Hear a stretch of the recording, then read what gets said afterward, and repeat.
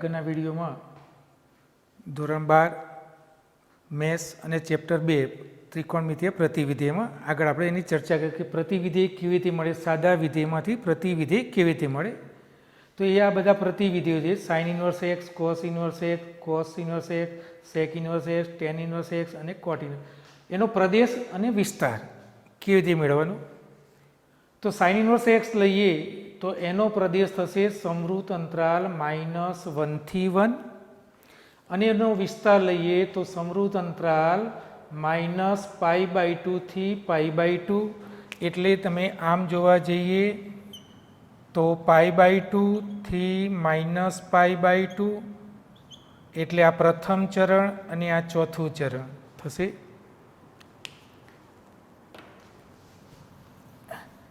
એ રીતે cosec inverse લઈએ તો એનો પ્રદેશ થશે r - વિવૃત અંતરાલ -1 થી 1. એને જો આમ લખવું હોય માનાંક સ્વરૂપમાં તો પણ આપણે લખી શકીએ છીએ.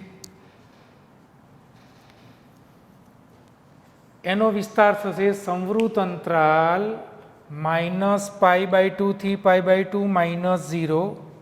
એટલે આપણે આગળ જોઈએ જ પ્રમાણે -π/2 0 π/2.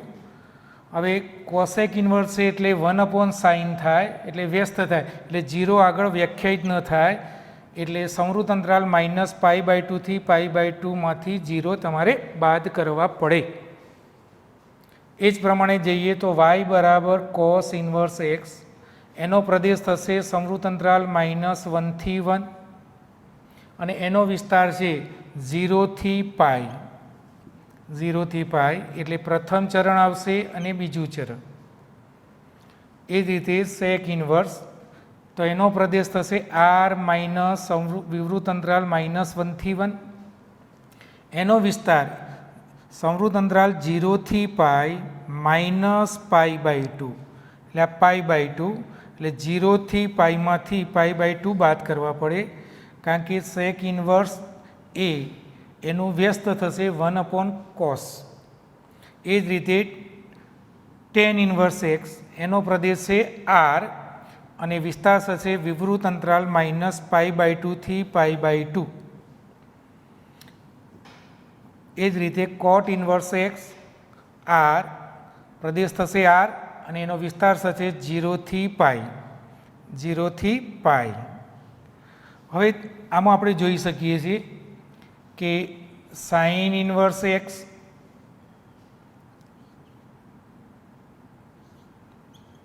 કોસેક ઇન્વર્સ એક્સ અને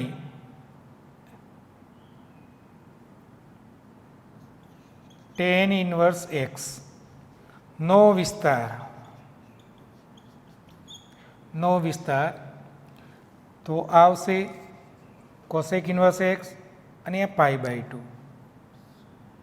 એટલે -π/2 થી π/2 એટલે પ્રથમ ચરણ અને આવશે તમારું ચોથું ચરણ.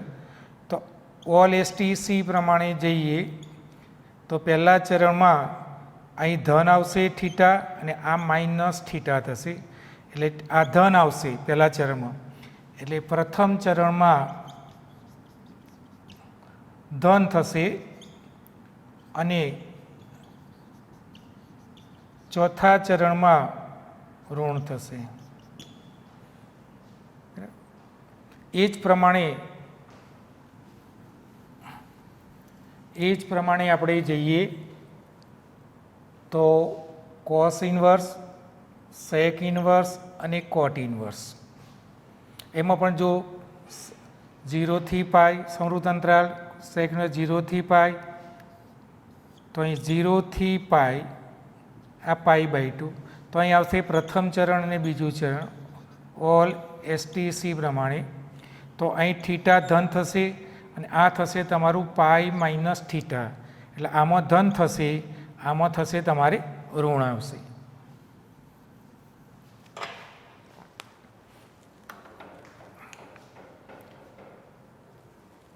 હવે આગળના આપણે સૂત્રો જોઈએ તો પહેલું સૂત્ર છે તમારું sine inverse bracket sign x બરાબર એક્સ પ્રત્યેક એક્સ બિલોંગ્સ ટુ π/2. તો આ તમારો જે એક્સ છે એ એક્સ બિલોંગ્સ ટુ સમૃદ્ધ અંતરાલ -π/2 થી π/2 માં આવવો જોઈએ, તો જ બરાબર આપણે એક્સ લખી શકીએ. એટલે કે જે સાદું સાઇન વિધેય છે એના પ્રદેશમાં એક્સ હોવું જોઈએ કિંમત. દાખલા તરીકે આપણે કોઈ સાઇન ઇન્વર્સ 1/2 લઈએ તો એની મુખ્ય કિંમત આપણે શોધવી છે. તો અહીં તમે જુઓ તો સાઇન π/6 તો પણ 1/2 થાય, અને સાઇન 5π/6 બરાબર પણ 1/2 થશે. તો અહીં આપણે સાઇન ઇન્વર્સ, અહીં આપણે સાઇન π/6 બરાબર π/6 લખી શકીએ. કારણ શું કે આ π/6 બિલોંગ્સ ટુ સમૃદ્ધ અંતરાલ -π/2 થી π/2. તો આ π/6 એ આમાં આવી જશે, તો બરાબર આપણે π/6 લખી શકીએ છીએ. પણ અહીં જો આપણે 1/2ની જગ્યાએ સાઇન 5π/6 લખીએ તો sine inverse sine 5π/6 equal to 5π/6 not equal to લખી શકીએ. કારણ શું કે 5π/6 ડઝ નોટ બિલોંગ્સ ટુ સમૃદ્ધ અંતરાલ -π/2 થી π/2.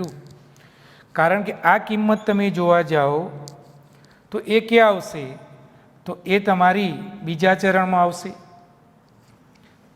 5π/6 એટલે π -π/6, એટલે આ ચરણ થશે તમારું બીજું. એટલે આ બીજા ચરણમાં આવે આ કિંમત, જે સમૃદ્ધ અંતરાલ -π/2 થી π/2 માં આવશે ને, એટલે આમાં નહીં આવે. તેથી આપણે નથી લખી શકતા. એટલે ટૂંકમાં કે સાઇન એક્સ બરાબર, તો આ એક્સની કિંમત એ પ્રત્યેક એક્સ બિલોંગ્સ ટુ સમૃદ્ધ અંતરાલ -π/2 થી π/2 માં આવવી જોઈએ. એ જ પ્રમાણે આ જોઈએ આપણે સૂત્ર કે સાઇન ઇન્વર્સ એક્સ બરાબર એક્સ, તો પ્રત્યેક એક્સ બિલોંગ્સ ટુ સમૃદ્ધ અંતરાલ -1 થી 1. એટલે આ એક્સની કિંમત એ સાઇન ઇન્વર્સના પ્રદેશમાં, એટલે કે સમૃદ્ધ અંતરાલ -1 થી 1 માં આવવી જોઈએ. દાખલા તરીકે આપણે લઈએ સાઇન ઇન્વર્સ 5/7 બરાબર 5/7 આપણે લખી શકીએ છીએ. 5/7 તમે 5 ને 7 વડે ભાગો એટલે સમથિંગ 0.71 સમથિંગ આવે. તો આ કિંમત એ સમૃદ્ધ અંતરાલ -1 થી 1ની વચ્ચે અંદર આવી જશે, તો બરાબર આપણે 5/7 લખી શકીએ છીએ. પણ જો હું આમ લખું તો સાઇન ઇન્વર્સ 3/2, તો બરાબર 3/2 લખી શકીએ? નહીં લખી શકાય. કારણ શું? 3/2 એટલે 3 ને તમે 2 વડે ભાગો એટલે 1.5 આવે. આ 1.5 એ સમૃદ્ધ અંતરાલ -1 થી 1ની વચ્ચે આવશે નહીં. તેવી જ રીતે બાકીના સૂત્રો આપણે જોઈ શકીએ છીએ. અને સાઇન ઇન્વર્સ એક્સ હોય, સાઇન ઇન્વર્સ એક્સ હોય તો એને આપણે સાઇન ઇન્વર્સ સાઇન એક્સની -1 એટલે કે 1/sin x નથી લખી શકતા. બરાબર. ચલો, તેવી જ રીતે આપણે સાઇનમાં જોયું, તે જ રીતે 6 વિધેયમાં આવશે કોસ ઇન્વર્સ એક્સ બરાબર કોસ એક્સ બરાબર એક્સ. ક્યારે? તો પ્રત્યેક એક્સ બિલોંગ્સ ટુ સમૃદ્ધ અંતરાલ 0 થી π અને cos bracket cos inverse x બરાબર એક્સ ક્યારે, તો એક્સ બિલોંગ્સ ટુ સમૃદ્ધ અંતરાલ -1 થી 1. તે જ રીતે tan inverse bracket ten x બરાબર એક્સ ક્યારે, તો એક્સ બિલોંગ્સ ટુ વિવૃત અંતરાલ -π/2 થી π/2. એ જ રીતે ટેન બ્રેકેટમાં ટેન ઇન્વર્સ એક્સ બરાબર એક્સ ક્યારે, તો આ એક્સ બિલોંગ્સ ટુ આર, કારણ કે ટેન ઇન્વર્સનો પ્રદેશ આર છે. એ જ રીતે કોટ ઇન્વર્સ એક્સ બ્રેકેટ કોટ એક્સ બરાબર એક્સ, તો આ એક્સ જે છે એ પ્રત્યેક એક્સ બિલોંગ ટુ વિવૃત અંતરાલ 0 થી π, એટલે પહેલું અને બીજું ચરણ. એ જ રીતે કોટ બ્રેકેટમાં કોટ ઇન્વર્સ એક્સ બરાબર એક્સ ક્યારે, તો એક્સ બિલોંગ્સ ટુ આર. તેવી જ રીતે sec inverse x sec x બરાબર એક્સ ક્યારે, તો આ જે એક્સ છે એ સેક ઇન્વર્સના મર્યાદિત પ્રદેશમાં, એટલે કે એક્સ બિલોંગ્સ ટુ સમૃદ્ધ અંતરાલ 0 થી π -π/2. સેક બ્રેકેટમાં સેક ઇન્વર્સ એક્સ બરાબર એક્સ ક્યારે, તો x belongs to R minus વિવૃત અંતરાલ -1 થી 1, એટલે કે સેક ઇન્વર્સના પ્રદેશમાં એ કિંમત આવતી હોવી જોઈએ. એવી જ રીતે કોસેક ઇન્વર્સ બ્રેકેટમાં કોસ એક્સ બરાબર એક્સ, એક્સ બિલોંગ્સ ટુ π સમૃદ્ધ અંતરાલ -π/2 થી π/2 -0. એ જ રીતે કોસેક બ્રેકેટમાં કોસેક ઇન્વર્સ એક્સ બરાબર એક્સ, તો પ્રત્યેક X belongs to R minus વિવૃત અંતરાલ -1 થી 1.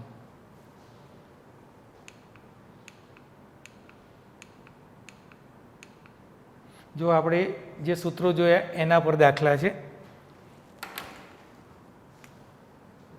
તો પ્રથમ દાખલો જુઓ, એને ગણતરી કેવી રીતે કરવાનું. આપણે જ્યાં સૂત્રો જોયા કે સાઇન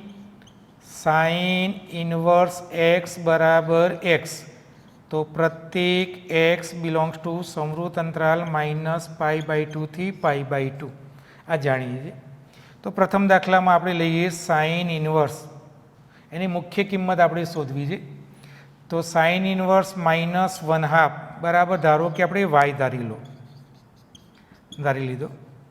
આનું આપણે સાદું વિધેય બનાવીએ, આ પણ આપણે આગળ જોઈ ગયા છે કે સાઇન એક્સ બરાબર y double implies sine inverse y બરાબર એક્સ. આના આધારે ચલો, તો અહીં થશે તમારું -1/2 બરાબર સાઇન વાય.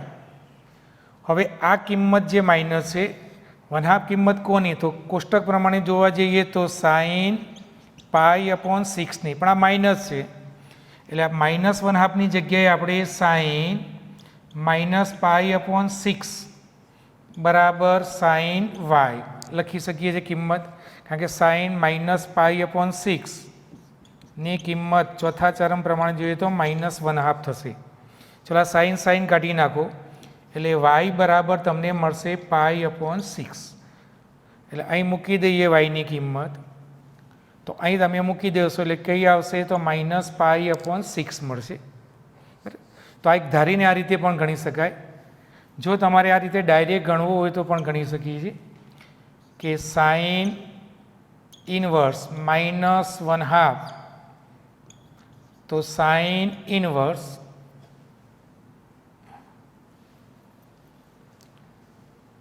ઇન્વર્સ આ કિંમત કોની છે, તો સાઇન -π/6ની છે. અને આ -π/6 બિલોંગ ટુ સમૃદ્ધ અંતરાલ -π/2 થી π/2 માં આવી જાય છે, એટલે આપણે અહીં લખી શકીએ છીએ -π/6. એ જ રીતે બીજો દાખલો તમે જુઓ, તો અહીં તમને આપ્યું છે કોસેક ઇન્વર્સ √3/2. હવે આ કિંમત તમે કોષ્ટક પ્રમાણે જુઓ તો કોની છે, તો તો કોસેક ઇન્વર્સ આ કિંમત થશે તમારી કોસેક પાઈ અપોન 6ની કોષ્ટક પ્રમાણે.